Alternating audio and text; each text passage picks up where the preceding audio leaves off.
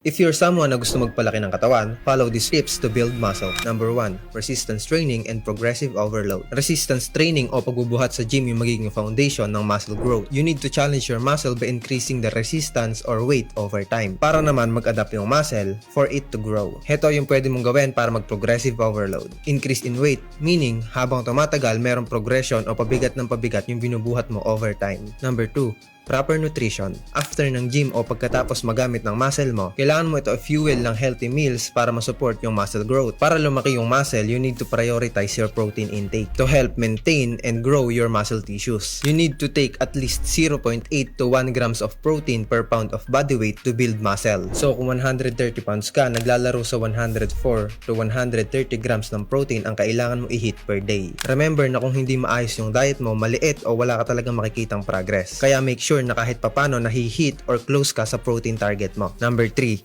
Rest and recovery. Ang muscle ay nag-grow sa recovery phase. Kaya kailangan talaga ng proper rest para yung muscle ay makapag-repair and rebuild. Siguraduhin mo na meron kang quality sleep dahil most of the time, pagtulog lang tayo nagre-repair yung muscle natin. Also, mas okay kung mag-i-incorporate ka ng rest day sa routine mo para maiwasan yung overtraining na naglilid naman sa pagbagal ng progress mo. You may be asking kung gaano katagal yung rest. It takes 72 hours or 2 to 3 days para makarecover yung muscle. So kung nag-chest ka ngayon, maghintay ka ng 2 to 3 days bago mo ulit i-exercise yung chest. So to summarize, mag-progress ka sa buhat mo, eat protein and rest properly. Follow for more content like this.